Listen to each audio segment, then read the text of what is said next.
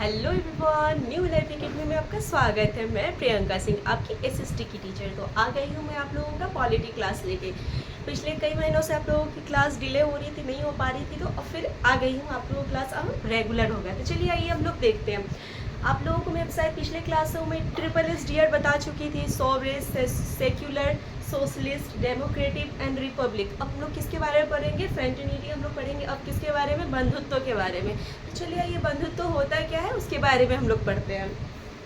बंधुत्व, इसको हम लोग दो भाग में पढ़ते हैं। एक व्यक्ति की गरिमा और दूसरा क्या? राष्ट्र की एकता।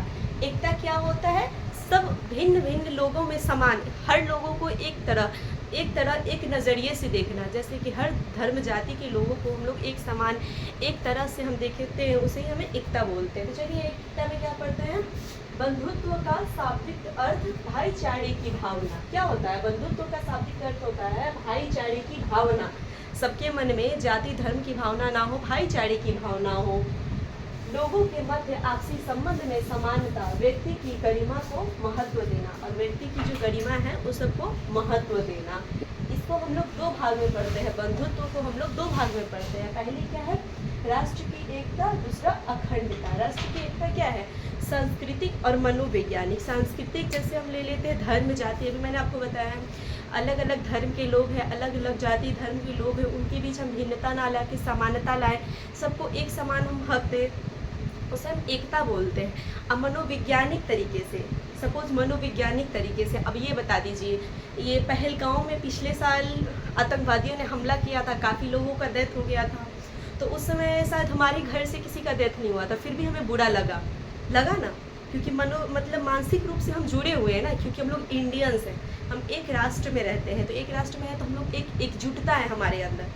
आपस में हम कुछ भी कर ले, बट बाहरी आके यदि कुछ बोलेगा तो हम छोड़ नहीं सकते। जैसे हम लोग घर में होता है कि हम अपने भाई को एक दो चपाटा लगा दें, बट बाहर का यदि कोई एक थप्पड़ मारता है तो फिर हमारा खून खोल जाता है। वही वाली बात है कि अन्य देशों में जो भी चल रहा हो बाहर में, बट हमारे देश के अंदर यदि आके यदि कोई कुछ करता है तो हमें भी चोट पहुंचता है। हमारे देश के व्यक्ति के साथ यदि कुछ घटना होता है तो हमें भी चोट पहुंचता है। तो ये क्या? मनोवैज्ञानिक तरीके से, आखिर वो हमारा भाई नहीं है, फिर भी हम लोग जुड़े हुए हैं क्योंकि हमारे देश के, हमारे राष्ट्र की है। एक और बात, हम लोग जब पढ़ते हैं एकता, तो एकता में हम लोग देश वर्ड नहीं यूज करते हैं। क्यों नहीं करते? देश एक जियोग्राफिकली वर्ड है, जियोग्राफिकली वर्ड है। जैसे मैप में आप देखिएगा तो मैप में आपको राष्ट्र नहीं लिखा हुआ रहता है, नेशन नहीं लिखा हुआ रहता है, परंतु मैप में क्या लिखा हुआ रहता है? देश लिखा हुआ रहता है, क्योंकि हम लोग देश में भौगोलिक चीज़ों को पढ़ते हैं। मैप में हम लोग भौगोलिक चीज़ों को पढ़ते हैं। राष्ट्र मतलब होता है नेशन।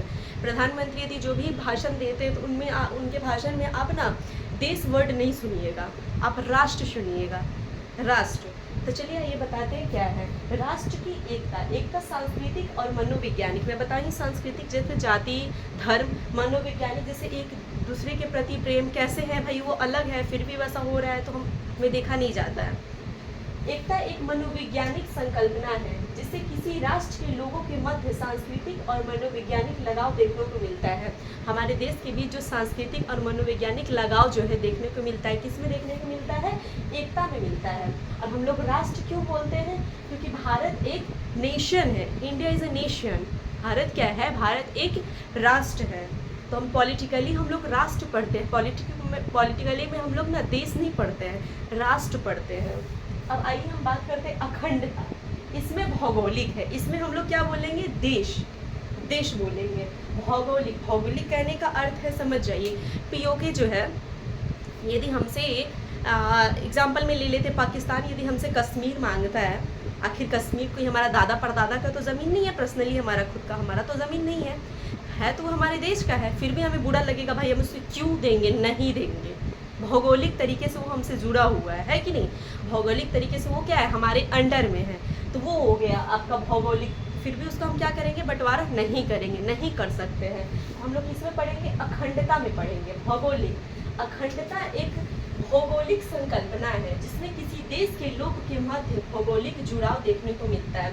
जैसे कि हमारा भारत है, भारत के हर देश से, हर राज्य, भारत के हर राज्य, हर जिले से हमारा जुड़ाव है, हमारा अपनापन है। यदि कोई चाइना बोले कि नहीं हमारा हक इस देश इस राज्य पे है, हमारा हक इस राज्य पे, क्या हम होने देंगे? नहीं देंगे। तो क्या भौगोलिक रूप से हमारा जुड़ाव है अपने देश में। आखिर हमारे जो भारत है, भारत के 28 राज्यों पे हमारा कोई हक नहीं है, पर्सनली हर एक किसी का हक नहीं है, क्योंकि हमारे दादा परदादा का ज़मीन नहीं है। फिर भी क्या है, हमें भौगोलिक जुड़ाव है उससे, हमारा अपनापन है, भारत देश हमारा, हम बोलते हैं ना भारत देश जो है वो हमारा है, हमें उससे जुड़ाव है। हम क्या कश्मीर क्या पाकिस्तान को दे देंगे? नहीं देंगे, अगेंस्ट हो जाएंगे ना, हम भारतवासी अगेंस्ट हो जाएंगे। क्यों? भारत के हर लोगों का थोड़ी है, बट हम लोग का क्या है, हम लोगों का ही है, क्योंकि हमें उससे जुड़ाव है। तो क्या कह रहा है कि अखंडता एक भौगोलिक संकल्पना है जिसमें किसी देश के लोगों के मध्य भौगोलिक जुड़ाव, क्या है, भौगोलिक जुड़ाव देखने को मिलता है। इसे एकता अखंडता कहते हैं। क्या कहते हैं? एकता और अखंडता कहते हैं। ये समझ में आया? राष्ट्र की एकता क्या होती है? सांस्कृतिक और मनोवैज्ञानिक। और अखंडता क्या होती है? भौगोलिक रूप से जुड़ाव। भौगोलिक में हम देश प्रयोग कर सकते हैं, और राष्ट्र की एकता में हम लोग क्या राष्ट्र प्रयोग करेंगे, क्या नेशन प्रयोग करेंगे। तो ये समाप्त हुई। अब मैं आपको और कुछ बताती हूँ आगे। हम लोग प्रीएम्बल्स के बारे में पढ़ते हैं। प्रस्तावना, आपको तो पता है प्रस्तावना क्या होता है। तो क्या क्वेश्चन है कि क्या प्रस्तावना संविधान का भाग है? प्रस्तावना संविधान का भाग है। तो चलिए ये इसके बारे में हम लोग पढ़ते हैं। बेरुवाड़ी व 1960 की बात है कि प्रस्तावना संविधान का भाग नहीं, कहता है कि प्रस्तावना संविधान का भाग नहीं है, प्रस्तावना संशोधन नहीं हो सकता है। अब प्रस्तावना क्या होगा? संशोधन मतलब सुधार भी नहीं हो सकता। जो प्रस्तावना में एक बार बन चुका है फिर उसको आप संशोधन नहीं करा सकते हैं। सुप्रीम कोर्ट को निर्णय दिया कि प्रस्तावना संविधान का भाग नहीं है। लगता है प्रस्तावना में संशोधन ही हो सकता है। उसके बाद क्या आएगा? केशवानंदा भारती 1973 आता है। तो उसमें हम लोग क्या देखते हैं? 1973 का प्रस्तावना संविधान का भाग है। क्या कहता है? 1973 में केशवानंदा भारती, उसमें क्या आता है कि संविधान क्या है, प्रस्तावना क्या है, संविधान का भाग है, अतः प्रस्तावना में संशोधन हो सकता है। क्या हो सकता है? उसमें संशोधन हो सकता है। और सुप्रीम कोर्ट के मूल ढांचे का सिद्धांत प्रतिपादित किया जाता है। मूल ढांचा क्या होता है? मूल ढांचा जैसे कि जो हमारे प्रस्तावना में पहले से है, समानता, बंधुत्वता, पंथ निरपेक्ष, ये सब मूल ढांचा है, उसको हम बदल नहीं सकते हैं। संशोधन तो किया जा सकता है, बट जो चीज़ है पहले से उसे हम नहीं बदल सकते हैं, उसे हम मूल ढांचा बोलते हैं। मूल ढांचा संविधान के दिए गए दर्शन और मूल तत्वों को माने गए हैं। जैसे संविधान में दिए गए, आपको बता रहे हैं ना, दर्शन, समानता, बंधुत्वता, ये सब क्या है? मूल ढांचा है। संसद संविधान में संशोधन कर सकता है। संसद क्या कर सकता है? संविधान में संशोधन कर सकता है, परंतु मूल ढांचे में संशोधन नहीं कर सकता है। देखिए मूल ढांचे में आपको बताएं कि प्रस्तावना में संशोधन हो सकता है, पर प्रस्तावना का जो मूल ढांचा है उसमें संशोधन नहीं हो सकता है। सर्वोच्च न्यायालय समय समय पर मूल ढांचे को परिभाषित करती रहेगी। क्या कहता है सर्वोच्च न्यायालय? कि इसको समय समय पर इसको परिभाषित करती रहेगी। परंतु इंदिरा गांधी क्या कहती है? वो पूछती है सुप्रीम कोर्ट से कि क्या इसमें होगा, तो सुप्रीम कोर्ट बोलता है कि हाँ परिभाषित होगा। तो फिर इंदिरा गांधी आती है, उस समय वो 42वें संविधान संशोधन 1976 में लाती है। 3 चीज़ें क्या लाती है? समाजवादी, पंथ निरपेक्ष और अखंडता। देखिए 3 चीज़ें वो लाती है। क्या लाती है? समाजवादी, पंथ निरपेक्ष, अखंडता। क्या है? 42वें संविधान संशोधन में वर्ष 1976 में प्रस्तावना में पहली बार संशोधन किया गया था। कब किया गया था? 42वें संविधान संशोधन 1976 में क्या किया था? पहली बार प्रस्तावना में संशोधन किया गया था। क्या क्या किया गया था? 3 शब्द लाई गई थी। क्या क्या 3 शब्द था? समाजवादी, पंथ निरपेक्ष और अखंडता।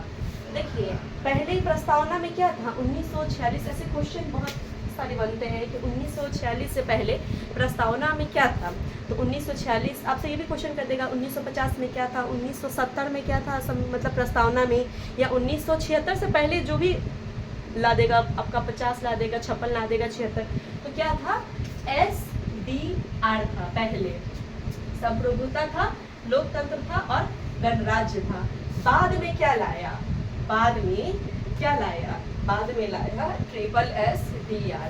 1976 के बाद क्या लाया? SSSDR। आपको बताए थे हम सोवरेज, सोशलिस्ट, सेक्युलर, डेमोक्रेटिक और रिपब्लिक। तो समझ में आया? आज की क्लास हम यही समाप्त करते हैं। कल फिर आप लोगों की न्यू क्लास स्टार्ट होगी। ओके।